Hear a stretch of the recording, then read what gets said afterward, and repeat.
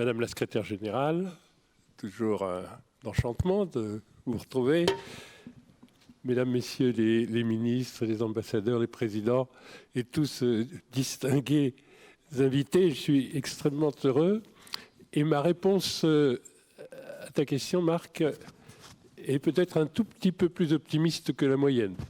Je pense que dans les 10 dernières années, les relations économiques entre la France et l'Afrique se sont raffermies, amplifiées et diversifiées. Je pense qu'il y a une espèce de désenchantement, de déni en fait de cette évolution qui est très forte dans les médias, qui est très forte au fond dans l'opinion publique, à la fois en Afrique et en France. En Afrique, avec l'idée, en rejetant la France politiquement, économiquement, on s'affranchit de liens qui nous ont affaiblis historiquement. Et en France, une espèce de morosité fondamentale sur le thème « Nous sommes rejetés de tous ». Alors évidemment, les faits n'ont rien à voir avec ces croyances. Bon, vous connaissez la formule de Marcel Proust. Les faits ne pénètrent pas dans le monde où existent nos croyances. Alors nos croyances, c'est ça, et elles sont franchement pessimistes. Alors heureusement, il y a le discours de l'OIF et de Madame le secrétaire général pour dire « Mais non, écoutez, regardez, dans la famille francophone, ça progresse, on était simplement culturel, et maintenant on est économique, numérique, et puis de toute façon, le culturel, ça crée beaucoup d'emplois aussi, donc au fond, tout ça va dans le même sens. Bon, de temps en temps, il y a quelques discours positifs, mais ils sont très faibles, pour une raison simple. C'est que la géographie des intérêts français déterminants, c'est le Maghreb et toute une série de pays non francophones. C'est-à-dire que ça se passe en Égypte, au Nigeria, en Angola, en Afrique du Sud, qui ne sont pas des pays francophones. Les gens qui achètent à la France des porte-hélicoptères amphibies et des Rafales, ça n'est pas le Bénin, je le regrette. Monsieur le Premier ministre. Notamment, nous avons ici une grande délégation béninoise. Quelques porte-avions. Voilà, je suis désolé de vous le dire, mais il se trouve que c'est l'Égypte et pas nos pays francophones. Pour des raisons très simples, c'est que le PIB de l'Égypte, c'est 350 milliards de dollars et celui du Bénin, c'est 20. Et les pays du Sahel ont des régimes qui ont des relations complexes avec la France, globalement, qui n'ont pas été extrêmement positives dans les 10 dernières années. Bon. Mais il se trouve que les pays de l'AES ont un PIB à 3 sensiblement inférieur à celui de la Côte d'Ivoire. Ne nous y trompons pas. Oui. Juste, je vais vous donner 2 chiffres. Le Nigeria est un pays avec lequel la France fait importation-exportation, mais c'est vrai aussi de l'investissement, quelque chose comme entre 8 et 10 milliards de dollars chaque année. Le Tchad, c'est 180 millions. Tout uranium compris. Le Niger, c'est 140 millions. Le Burkina Faso, c'est 180 millions. Donc, il y a un effet d'échelle. Et donc, en termes de relations économiques, tout ça c'est plutôt raffermi en disant, mais il y a un sujet francophone. Et donc, il faut qu'on travaille sur ce sujet francophone. Encore une fois, si vous prenez la dynamique des pays les plus importants, notamment la Côte d'Ivoire qui est le plus important, et évidemment, si vous parlez Maghreb, en réalité, à ce moment-là, les pays francophones ne sont pas des exceptions à ce raffermissement. Mais ça n'est pas la perception pour des raisons qui sont politiques, qui sont faites de réalités, notamment de l'opinion publique, mais qui sont aussi faites de fake news qui ont beaucoup plus de succès que les faits. Alors, je voulais quand même te demander ton avis, parce que tu n'as pas été que Premier ministre du Bénin, tu es aussi investisseur et, j'allais dire, actif dans la finance internationale. Est-ce que c'est rentable pour toi, qui investis, d'investir en Afrique? Bon, alors là, je parle devant des gens qui ont investi en Afrique, donc, ou qui sont africains investissant chez eux. D'ailleurs, Marc, il faut quand même rappeler que ce sont les Africains qui investissent en Afrique. Hein. Dans le total des investissements en Afrique, qui représente un peu plus de 20, ça dépend des années, entre 20 et 25% du PIB du continent, la partie flux direct d'investissement étranger, elle est en moyenne de 4%. Ah oui, pas plus. 4, oui, c'est un sixième. D'accord. Donc soyons clairs, nous avons absolument besoin, pour des raisons qualitatives, d'avoir une diversité d'investissements et donc des investissements étrangers vers le continent. Mais enfin, soyons clairs, l'Afrique est le principal investisseur en Afrique. Je dis ça, c'est tout à fait évident en Tunisie, c'est tout à fait évident au Maroc, mais c'est tout à fait évident au Bénin. Hein. Donc, rappelons quand même cela. Et alors, est-ce que c'est rentable ? Et rappelons comme aussi que, en termes d'épargne de l'extérieur, nous avons des flux d'épargne de nos migrants qui sont aujourd'hui supérieurs aux flux d'aide publique au développement et qui sont déterminants aussi pour la vie des ménages et aussi pour l'immobilier et aussi pour l'entrepreneuriat. Et on dit ça, donc, ce sont les Africains qui doivent mesurer la rentabilité, autant que les multinationales. Bon, il est très clair que, contrairement à la perception du risque africain, mais je renvoie aux gens du CIAN, je sais qu'il y a Étienne qui a travaillé. Il nous fera la conclusion là-dessus, donc je parle devant lui et sous son contrôle. En réalité, l'Afrique est un des continents les plus rentables. Même si on prend des statistiques qui ferment les yeux sur les surfacturations et quelques évasions qui pourraient améliorer les comptes, en fait, si on rétablit les vrais comptes. Mais enfin, clairement, c'est un des continents, en fait, les plus rentables, et c'est mesuré, par exemple, par la CNUSED, si ça intéresse les gens d'aller vers les données, parce qu'ils comparent des multinationales qui sont partout, et regarde les filiales africaines, parce que là on a toute la documentation, par rapport aux filiales latino-américaines ou asiatiques ou européennes. Bon. Donc là-dessus, il n'y a pas tellement de doute. Et pour les entreprises africaines, il faut bien qu'elles soient rentables, puisqu'elles n'ont pas accès au crédit, à la différence du reste du monde des entreprises. À l'exception du nord de l'Afrique et de l'extrême sud de l'Afrique, il n'y a pas de crédit moyen terme et long terme pour les entreprises africaines. C'est clair, oui. Bon.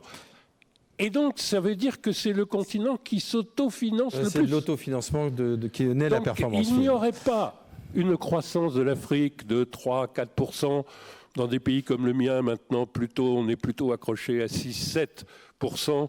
Mais il y a pas mal de pays qui ont représenté plus des croissances à 2 chiffres. Et on est grosso modo en Afrique 8 dans les 10 pays qui ont les croissances les plus fortes de l'année 2024. Donc si ceci est possible, étant donné que c'est notre argent que nous investissons et que nous autofinançons, il faut bien que nous soyons le contraire de ce que les gens pensent quand ils pensent en risque africain, y compris les agences de notation, et qui prennent des exemples uniques pour la réalité moyenne de l'Afrique. Il y a évidemment des endroits où il y a des risques politiques, où il y a des risques naturels, où il y a un environnement des affaires qui est mauvais.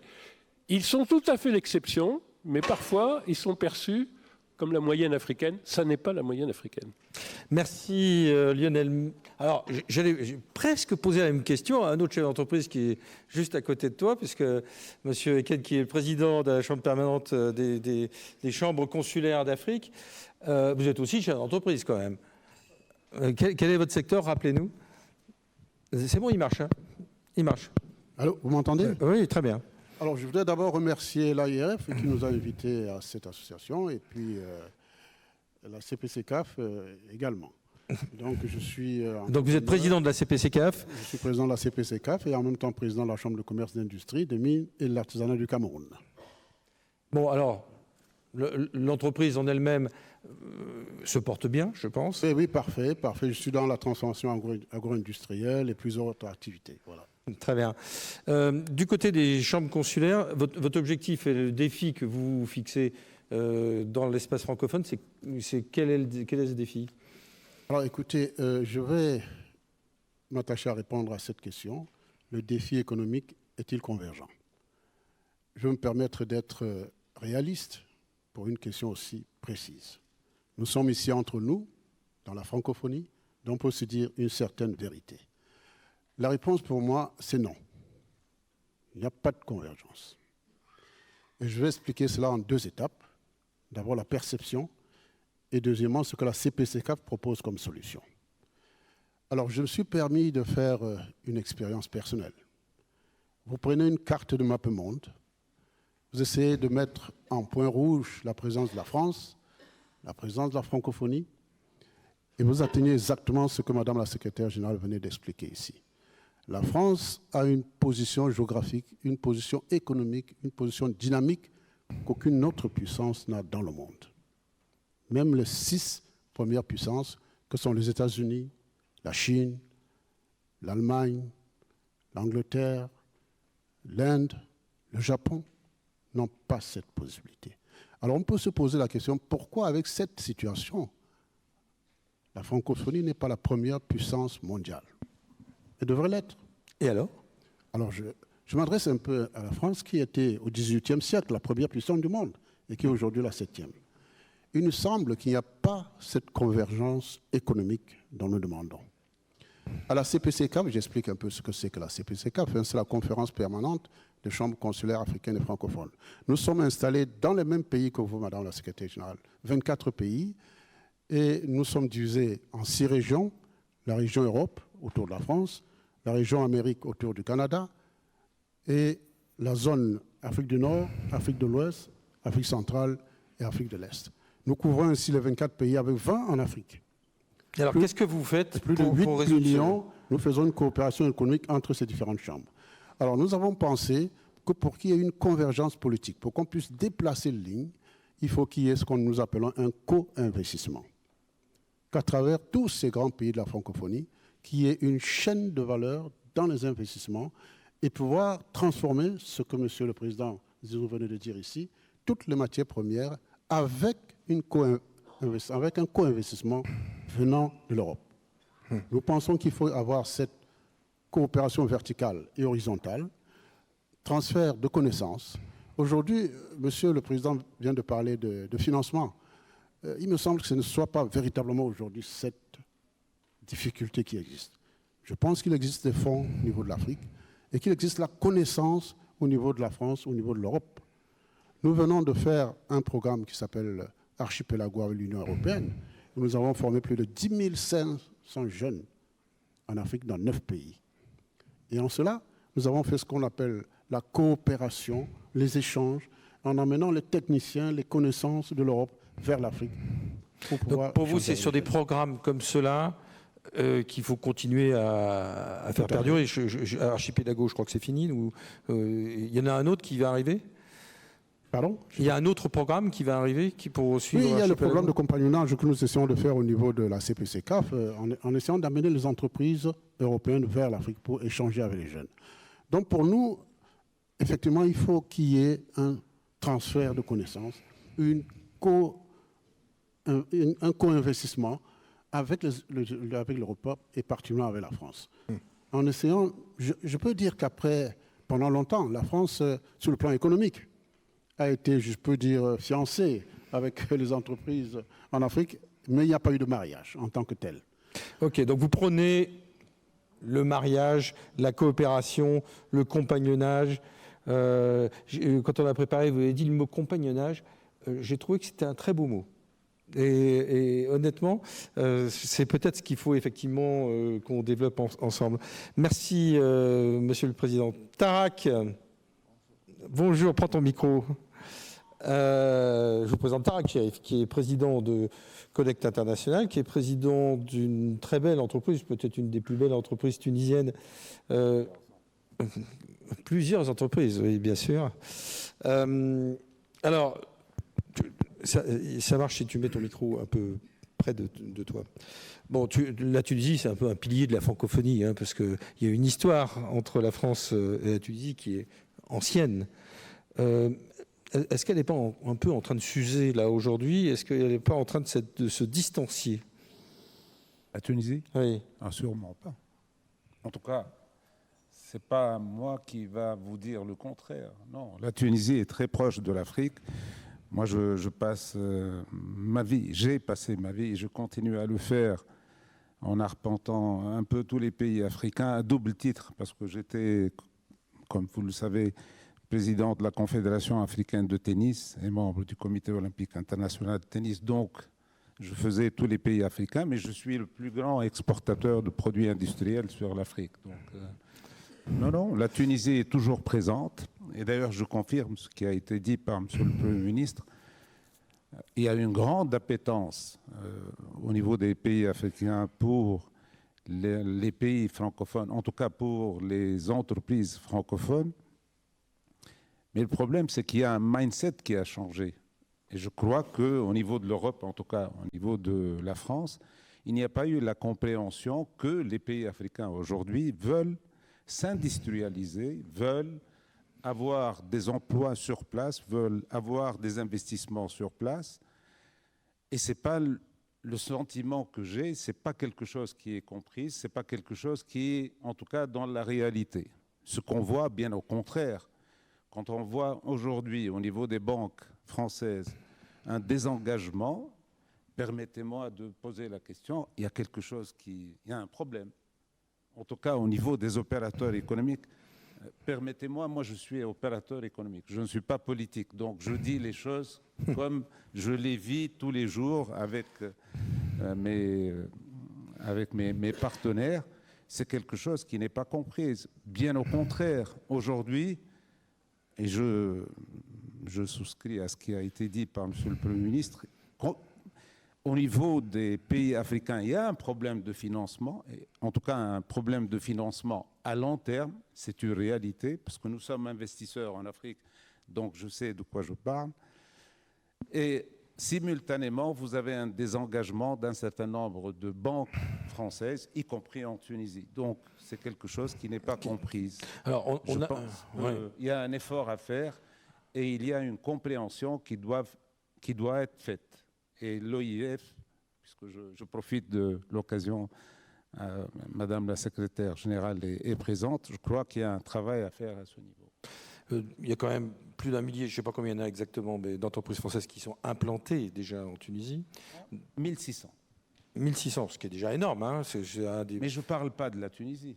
Moi, je parle de l'Afrique. Soyons clairs. Donc, je suis pas en train de parler de la Tunisie. Donc tu dis c'est finalement que les entreprises françaises ont du retard.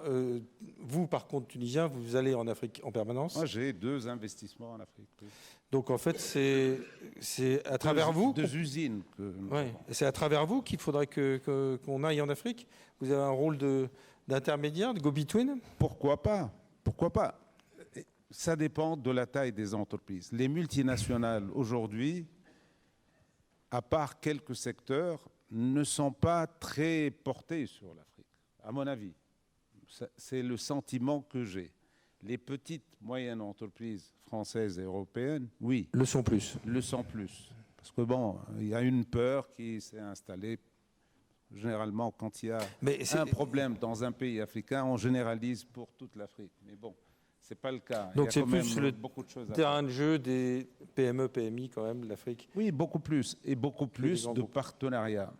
Moi, je pense, et je le répète, au niveau de l'Afrique, il y a une volonté tout à fait légitime d'avoir des industries pour créer de la valeur, pour avoir des emplois pour les jeunes qui sont en train de former. Et c'est tout à fait normal. Le contraire serait anormal.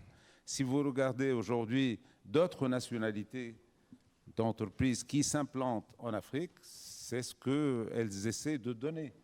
D'abord une plus grande proximité, une création de valeur sur place, une création d'emplois, puis bon, une concurrence supplémentaire. Vous n'êtes pas en situation de monopole, bien sûr. Merci Tara, qui est un vieil ami et qui fait, je pense, beaucoup de choses pour la relation franco-tunisienne. Tout à fait. Isabelle, bonjour. Isabelle Emonetti, tu es présidente, le président Pankouk parlait des conseillers du commerce extérieur de la France aujourd'hui. Tu es présidente de la Commission Afrique. Alors, il y a combien de conseillers du commerce extérieur dans le monde ? 4500 aujourd'hui. Et en Afrique ? Et 450 en Afrique, environ. Donc 10%. Voilà. C'est pas mal, hein ? Chefs d'entreprise qui participent à l'économie de chacun des pays avec une forte connaissance des pays et qui saisissent beaucoup d'opportunités tout au long de l'année. Tu es une fine observatrice parce que tu connais beaucoup de chefs d'entreprise français implantés en Afrique. On parlait de co-entreprise. On parlait d'industrialisation et de faire un certain nombre de choses. C'est des choses qui évoquent quelque chose pour toi ? L'industrialisation, Ouais. les co-entreprises, c'est des opportunités qui sont saisies dans les différentes rencontres, comme celle où tu nous invites aujourd'hui. Donc, c'est des opportunités qui, j'espère, vont se créer. J'ai eu l'occasion tout à l'heure de discuter avec pas mal de délégations et effectivement, ils attendent du concret. Ils attendent pas uniquement de montrer leur pays, mais les opportunités que les pays ont avec des outils fiscaux, des outils de région et des outils parfois de zones où ils peuvent s'implanter et où les industries peuvent s'implanter. Comment toi, en tant que CCE, tu peux contribuer à tout ça ? Alors, en tant que CCE et en tant que Commission Afrique, on accompagne les entreprises françaises ou européennes qui veulent s'installer en Afrique, mais on accompagne aussi les entreprises africaines qui, avec l'attractivité de la France, qui cherchent aussi à venir s'installer en France et en Europe. Donc, on est des liens et on est des humains qui faisons ces liens. Donc, nous ne sommes pas que des instruments, nous sommes aussi tout ce côté granularité humaine que l'on peut mettre à disposition, bénévolement en plus, parce que comme tu le sais, puisque toi-même tu es CCE, Marc, on est bénévole. On est chef d'entreprise et bénévole. Chef d'entreprise et bénévole. Donc on essaye d'être au plus proche de toutes les problématiques. Donc ça veut dire qu'on peut venir te voir ou venir voir la section des CCE pour dire « Ah, j'aurais besoin d'un coup de main ». Avec plaisir. Au Bénin non, au parce Bénin, que là, il y a le Premier avec ministre plaisir. qui est juste là. Alors, Lionel nous connaît bien. Oui, je salue l'action des conseillers du commerce extérieur, notamment au Bénin, où ma fille d'ailleurs était membre, parce qu'elle représentait un peu des industries culturelles et créatives qui, en plus, au Bénin, sont mises en avant en ce moment. Bon. Ouais. Mais en plus, nous allons avec l'OIF en mission dans quelques jours au Bénin et au Togo, avec de nombreux chefs d'entreprise.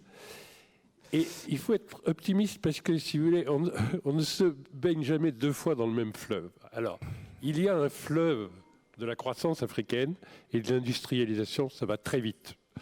Récemment, je regardais les statistiques de commerce extérieur du Bénin. Et je me disais, je vais trouver la Chine, comme d'habitude, comme partout, en premier, parce que c'est juste le premier importateur-exportateur du monde. Puis ensuite, je vais trouver, je ne sais pas, la France, les États-Unis, etc. Bon, bref. Alors, c'est le Vietnam et le Bangladesh. Pourquoi ? Parce que ça change vite et que la Chine délocalise vers d'autres pays. Il se trouve que le Vietnam a été un des terrains d'une des premières missions économiques. Et il se trouve qu'au Bénin, on a maintenant sans arrêt des demandes et des implantations. Et ils sont des transformateurs de pas mal de nos produits aussi. Donc il faut qu'on devienne tous, si on peut dire, des transformateurs aussi. Qui aurait nommé spontanément dans cette salle, si j'avais demandé qui est le premier partenaire d'un tel pays que le Bénin, qui aurait levé le doigt pour dire le premier c'est le Vietnam, le deuxième c'est le Bangladesh. Non, mais simplement tout ça évolue très vite. Un jour, il y a des choses qui m'agaçaient légèrement quand j'étais Premier ministre, heureusement je l'ai été très peu de temps. Il y avait des jeunes experts de grandes institutions, pas l'OIF, des plus petites institutions que l'OIF, mais enfin très influentes dans le domaine financier international, qui s'asseyait devant moi et qui me disait « Faites un effort quand même, industrialisez-vous ». C'est quand même pas très compliqué. Vous avez du coton, faites du textile, vous avez de noix de cajou, faites du lait de cajou, faites un effort. Alors je dis « Mais vous êtes de quelle nationalité ?» Je suis français. Ah, vous êtes français. Et où est-ce que vous avez fait vos études? J'ai un PhD du MIT. Je dis, mais écoutez, mais c'est incroyable, mais vous avez perdu votre temps. Vous venez me raconter un truisme, qu'il faut s'industrialiser si on veut créer des emplois. C'est un truisme, ça ne suppose pas de faire 7 années d'études supérieures, même au MIT. Et par ailleurs, vous êtes français, la contribution à l'industrie dans le PIB, c'est 11%, au Bénin, c'est 14%. Alors si vous voulez, vous me dites comme ça, non, il y a un tissu, il y a un écosystème qui se crée. En Tunisie, c'est frappant, par exemple, hein, des entreprises offshore tout à fait compétitives, d'une ingénierie qui sert beaucoup à l'Afrique subsaharienne. Donc, la transformation, elle est là. Si les banques françaises trouvent qu'à cause de coûts de compliance, il y a un jour un président d'une très très grande banque française qui m'a dit c'est très simple. Sois pas trop long, Lionel, parce Oui. qu'on veut. C'est très simple. L'Afrique, c'est 2% de mon bilan. Et c'est 20% de mes emmerdes. Je suis désolé, hein, dans un hémicycle aussi chic d'employer ces mots, mais enfin, c'est quand même comme ça qu'il m'a répondu, si vous voulez. Bon, très bien. Eh bien, ça a un petit avantage, si vous voulez, c'est qu'on le fait avec les gens qui veulent le faire. Donc, on est en train de consolider des institutions financières. À votre avis, qui sont aujourd'hui banques les plus importantes de la zone franc? C'est des entreprises de l'Afrique du Nord, et en fait, c'est 3 banques marocaines. Eh bien, on va faire ça comme ça. Merci. Qualitativement, franchement, ça ne va pas. C'est des francophones, et ça ne va pas nous affaiblir. Merci Lionel, merci à vous 4. Tu veux dire un mot? Alors, juste pour insister sur la diaspora. Moi, je crois qu'il y a un travail gigantesque. Je le fais au titre d'Anima, que j'ai l'honneur de présider. L'année dernière, on a fait les Journées nationales de la diaspora africaine au mois de novembre. Cette année aussi, ce sera le 15 novembre à l'ESCP à Paris. Il y a un potentiel énorme au niveau de la diaspora qui a besoin d'être un peu boosté. Soutenu. Boosté, voilà. Donc, merci à tous les 4. Deuxième partie de ce débat. Je demande... Pardon, merci Isabelle. À Papa Amadou Sarr, à Anne-Mine Perrin, à Laurent Gangbès de bien vouloir, et à Paul Massardier, pardon, de bien vouloir venir nous rejoindre.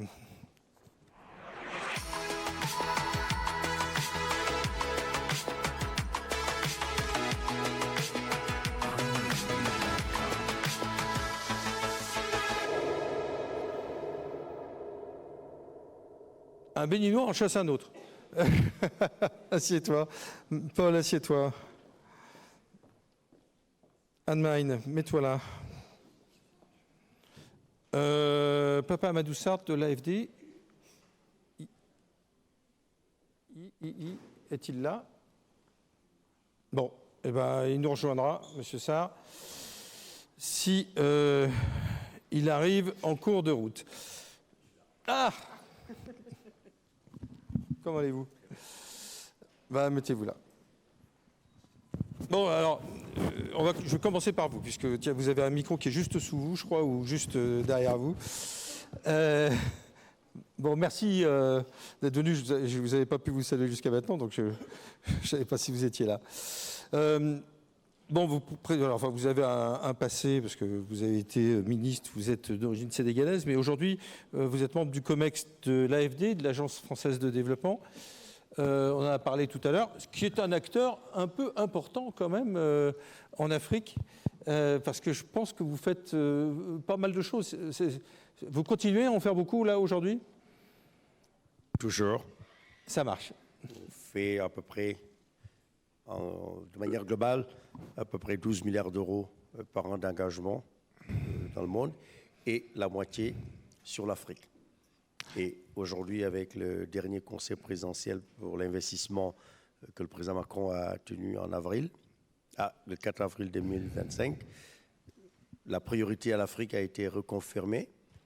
Les questions liées au développement économique, social et environnemental, avec un soutien accru au secteur privé, parce qu'on sait que l'aide publique au développement est en train de disparaître. La notion de partenariat, le ministre en a parlé tout à l'heure, internationaux, cofinancement, soutien au secteur privé, aux petites et moyennes entreprises. Je suis content de voir mon ami et frère Laurent Gangbès ici, que nous accompagnons, avec qui nous travaillons au Bénin, comme d'autres pays. On y reviendra cet après-midi, pour accompagner les très petites et moyennes entreprises africaines qui constituent l'essentiel, plus de 80% du tissu économique des États africains. Et Lionel en a parlé tout à l'heure. L'accès au crédit, je pensais qu'il jetait quelques pierres à certains grands groupes. J'en fais partie, je le reconnais. C'est difficile souvent de financer les petites et moyennes entreprises, notamment détenues par les femmes. Mais avec l'initiative Choose Africa, dont je parlerai cet après-midi, que le président Macron a mis à la disposition du continent africain, nous accompagnons les entrepreneurs en dette, en garantie, en prise de participation, pour leur permettre d'avoir accès à des marchés et à des chaînes de valeur. Ok, donc en fait, vous renforcez le tissu économique à travers des enquêtes. Enfin, comment vous faites? Parce que pratiquement parlant, vous ne pouvez pas... On fait de la dette, par exemple. L'exemple du Bénin, on travaille avec l'Agence de développement des PME du gouvernement béninois, avec la Caisse des dépôts et de consignation. On met à disposition une enveloppe de 30 millions plus une autre enveloppe de 30 millions, 60 millions d'euros pour leur permettre d'accompagner, de renforcer les capacités, formaliser ces entreprises pour qu'ils puissent payer des impôts et aussi leur donner des crédits d'investissement et de subventions d'accompagnement pour leur permettre de passer à l'échelle, tout simplement. Alors, est-ce que je me trompe ou est-ce que j'ai l'impression que vous êtes quand même plutôt tourné vers des pays anglophones actuellement que vers des pays francophones? Pourquoi vous dites ça? Je suis sénégalais. Et je viens de Dakar et on était au Maroc. On finance, je ne dirais pas qu'en priorité, mais la plupart de nos investissements vont d'abord dans les pays francophones. Madame la présidente est là, avec qui on travaille. Secrétaire général, il ne faut pas me mettre en mal avec ma grande sœur Louise. L'AFD est une institution française qui travaille en priorité avec les pays francophones et les institutions francophones. C'est notre ADN. Bien sûr, des prêts importants sont accordés avec des pays anglophones comme l'Afrique du Sud, le Kenya, mais c'est normal parce que c'est la cause de la taille de l'économie de ces pays où il y a des entreprises plus solides, plus fortes qu'en Afrique francophone. Mais quand on ajoute la taille cumulée des investissements que nous faisons sur le continent et ailleurs, la part de l'Afrique francophone est beaucoup plus importante. Merci. Juste à côté, on a Paul Massardier. Alors, je suis très content d'accueillir Paul, parce qu'il est président d'abord d'une entreprise, de la seule entreprise qui est présente dans 54 pays d'Afrique française. Hein, c'est ça? Absolument. C'est quand même incroyable. Qu'est-ce qui a fait cette histoire de se développer partout là? C'était une volonté de notre part.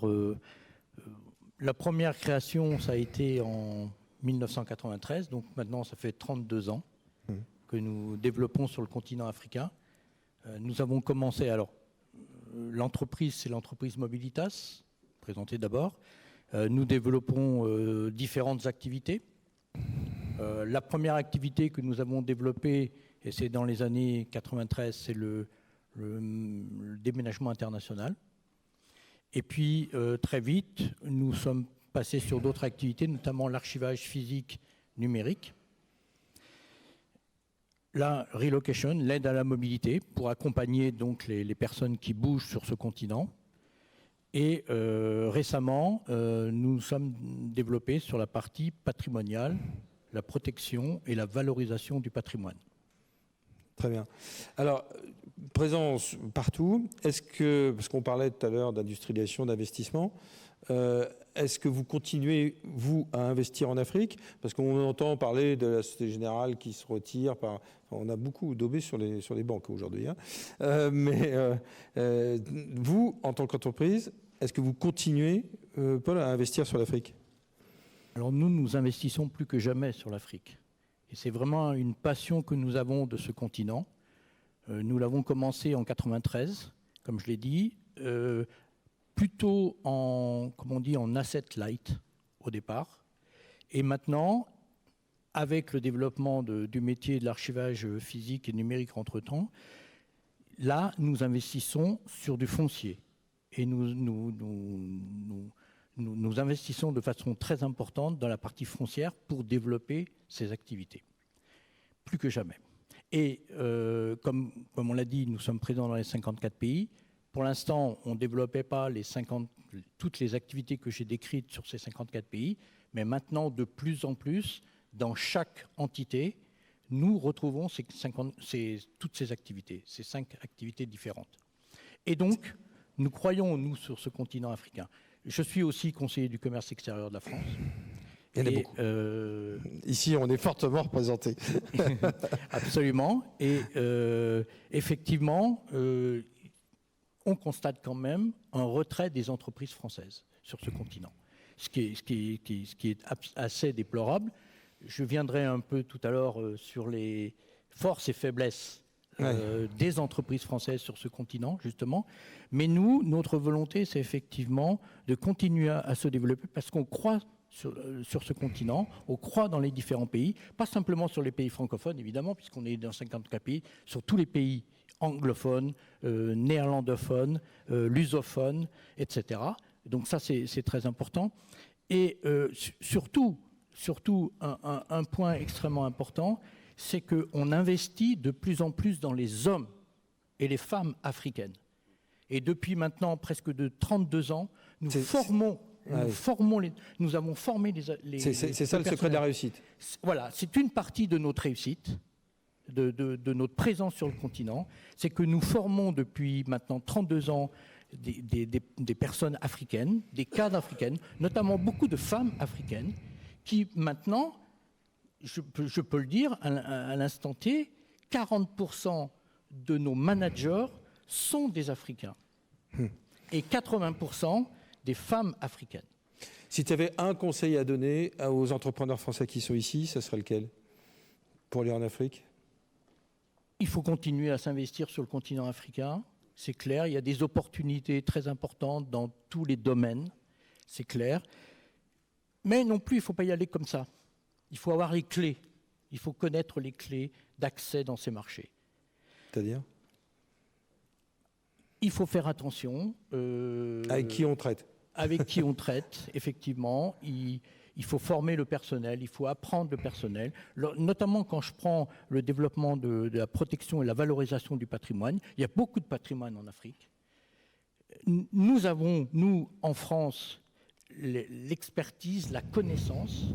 Ce que nous faisons, c'est que nous envoyons du personnel pour former le personnel africain pour ensuite développer en Afrique. Et ça, je pense que c'est une façon très importante de se développer dans le futur. Voilà. Merci. Et je voudrais rajouter une chose, c'est que les entreprises françaises en Afrique ne font pas de politique. Les entreprises françaises en Afrique, elles se développent, elles font du business. Et c'est très important, il faut que les autorités africaines reconnaissent ça, que nous, les entreprises, nous sommes là en France, en Afrique, pour se développer, pour faire travailler le personnel africain et faire grandir le personnel africain. Et ça n'a rien à voir avec la politique. C'est très important. Et qui n'a rien à voir avec la politique. Et qui n'a rien à voir avec la politique. Merci Paul.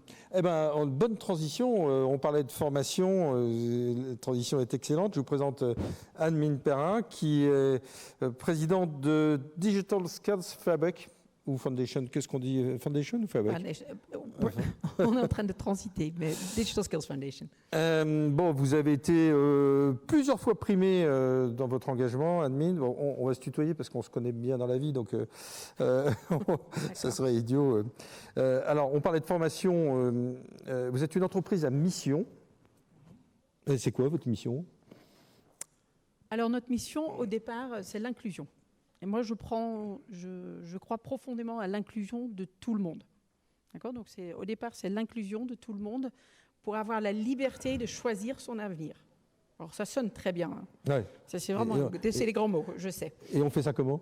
On forme, donc former pour transformer. D'accord ? On forme des gens. C'est, en fait, le capital humain, aujourd'hui, c'est la façon de développer l'humain, le pays, le PIB, le pays tout court en fait. Tout le monde a le droit de travailler, ils ont besoin d'emploi. Donc ça, c'est la première chose. La deuxième chose, je pense, pour nous, ce qui est important, c'est l'impact. Donc on travaille à grande échelle. Donc on a un impact à grande échelle avec des pays, on travaille avec plusieurs pays. Et la troisième, c'est qu'on le fait ensemble. Et quand je vous parle ensemble, en fait, je regarde monsieur de l'AFD, mais je regarde également les gouvernements. Nous, aujourd'hui, on travaille main dans la main, ensemble, pour construire quelque chose de pérenne. Et c'est ça surtout, je pense, la clé pour nous, c'est l'inclusion, la pérennité, l'impact, et ensemble. Pour moi, c'est ensemble et on a besoin de le faire. Alors, pour faire ça, si j'ai bien compris, vous avez une plateforme digitale. Oui. Et alors, qu'est-ce qu'elle apporte finalement dans cet environnement et c'est quoi? C'est la massification? Qu'est-ce qu'elle apporte? Oui, je pense. Alors, je veux juste revenir, je veux venir sur une chose sur le digital, en fait, en Afrique, parce que c'est une opportunité qui est énorme, qui est à la fois pour la formation des gens, d'accord? Et nous, on travaille à l'échelle. Et je prends l'exemple sur le Rwanda, parce qu'on travaille beaucoup au Rwanda. On forme actuellement 120 000 étudiants et 15 000 profs pour la transition du numérique. D'accord? Et en fait, cette plateforme nous permet, avec le gouvernement ensemble, d'avoir une approche d'intégration dans un système global pour faire en sorte que tout le monde a accès à cette numérique. Et donc, c'est dans les écoles aujourd'hui, c'est avec les professeurs et tout ça. Pourquoi, en fait, à l'échelle? Parce que même si aujourd'hui, tout le monde est d'accord qu'on adore avoir son prof privé, on n'a pas assez de profs dans le monde. Donc, on n'a pas assez de gens qui parlent le français. On n'a surtout pas assez de gens qui parlent ou qui parlent la technologie, qui sont vraiment experts là-dedans. Et il y a certaines choses, surtout la base numérique, que tout le monde a besoin d'avoir aujourd'hui. On peut l'enseigner en digital. Parce que, mine de rien, le monde aujourd'hui est en train de se digitaliser. Et par les smartphones, par les tablettes, par plein de choses, ça arrive. Merci Anne-Maï. Donc bon développement parce que si j'ai bien compris, le prochain enjeu c'est la francophonie, quoi. C'est le monde francophone. Oui, je pense que pour nous c'est la prochaine étape, c'est la francophonie. Également donc francophonie dans toute sa globalité africaine parce qu'on est très présent en Afrique, mais aussi le Cambodge et le Vietnam par exemple où aujourd'hui on développe. Je pense que la francophonie a vraiment, comme je pense tout le monde a dit ici, on a quelque chose de tous ensemble à faire un changement dans le monde. Il y a deux choses. On parle de la data et de la souveraineté de data. Je vais prendre un sujet qui me tient à cœur. Aujourd'hui, on a deux systèmes aujourd'hui dans le monde. Un premier système, c'est la base des anglo-saxons. D'accord? Donc le Google, les GAFA, etc. Et donc votre data, donc vos données, sont en commodité. On les vend, on les achète, comme vous voulez. Donc ça, c'est une première chose. Vous n'avez pas trop le choix. Et la deuxième, c'est, on va dire, le modèle de la Chine, qu'aujourd'hui est utilisé pour la gouvernance du pays. Après, on peut discuter sur ce qu'on en fait, c'est autre chose. Je pense qu'aujourd'hui, en Europe, mais aussi en Afrique, on a besoin de choisir ce qu'on veut faire de nos data et quel est le modèle de valeur et quel est le modèle de société qu'on a envie de mettre en place. Et ça, c'est par rapport à nos valeurs. Et donc, nos valeurs européennes sont déjà assez proches avec l'Afrique. Je me considère là-dedans. Et pour l'Afrique, elle a des valeurs extraordinaires qui n'ont rien à voir avec les États-Unis, qui n'ont rien à voir avec la Chine, mais qui sont propres à eux. Et donc, pour ça, il faut former.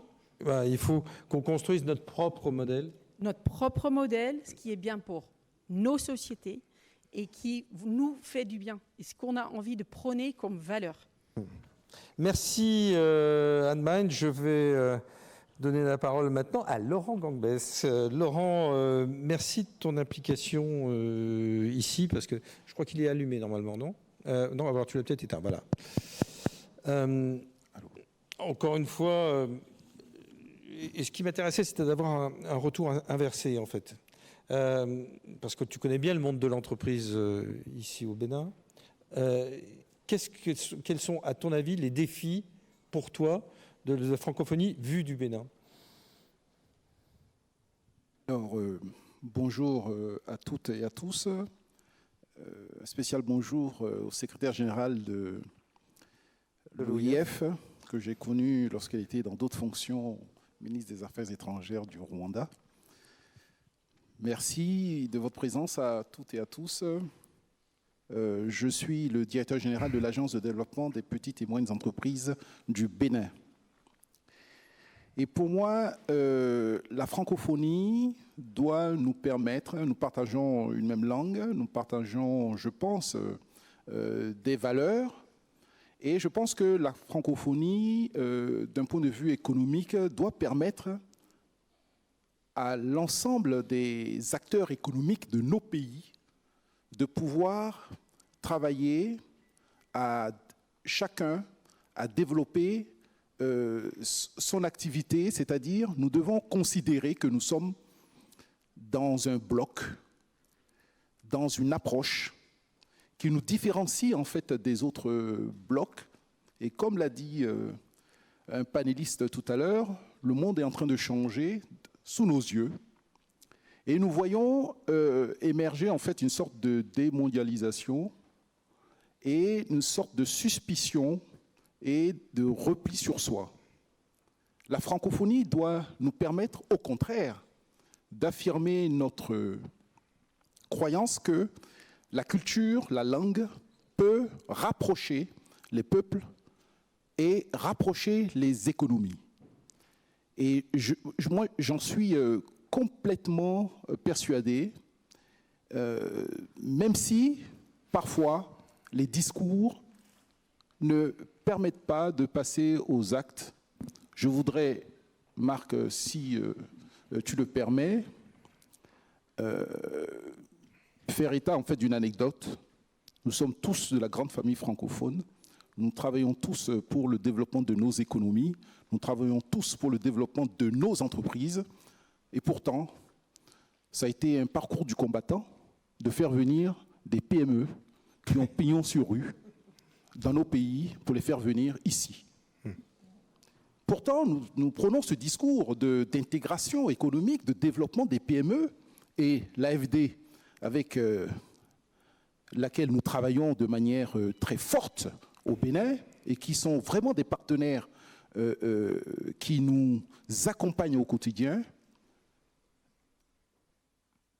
nous accompagnent également dans le cadre en fait de ce fora.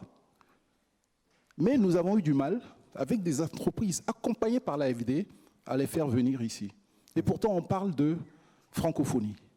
Vous voyez, cette contradiction dans les faits est ressentie par les peuples, est ressentie par le tissu économique. Et nous perdons de la crédibilité dans tout ce que nous pouvons dire, alors même que nous travaillons, je pense, pour le même objet, c'est-à-dire de la croissance partagée, du bénéfice partagé pour nos entreprises et surtout pour nos peuples.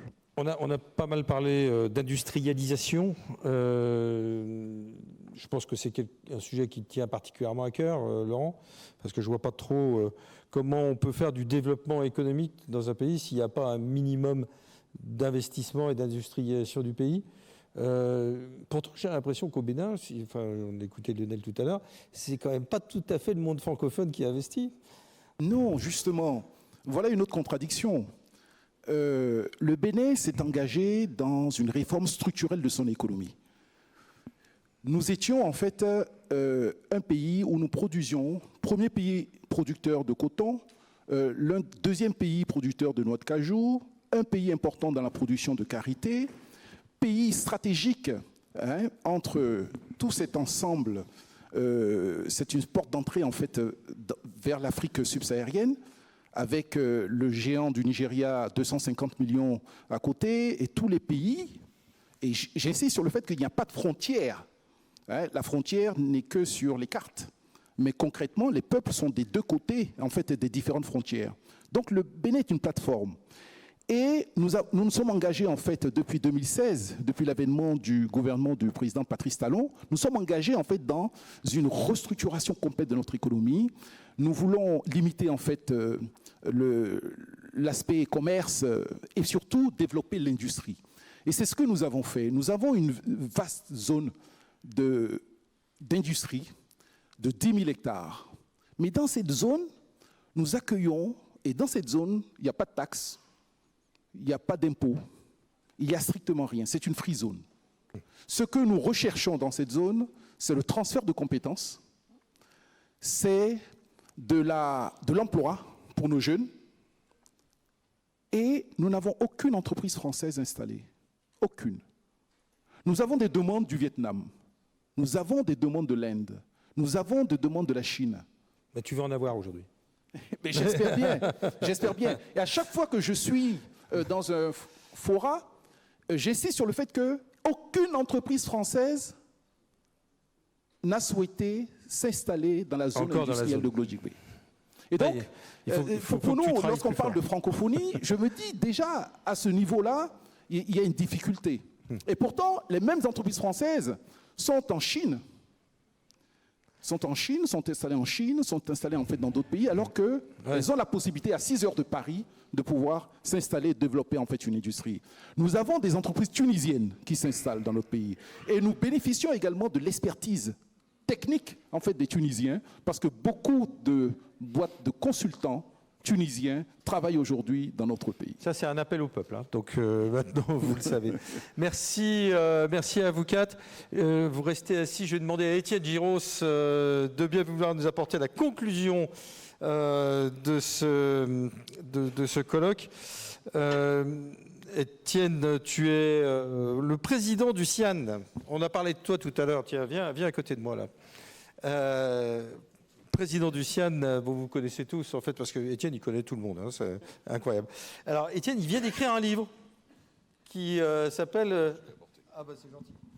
54 nuances d'Afrique. Voilà, il est là. D'ailleurs, il le dédicacera tout à l'heure. Il nous fait l'amitié, pour ceux qui le veulent, de le dédicacer tout à l'heure. Alors, Étienne, je t'ai demandé quelque chose un peu compliqué, c'est-à-dire en fait d'être le rapporteur un peu de tout ça et de nous faire une espèce d'aspect conclusif en nous...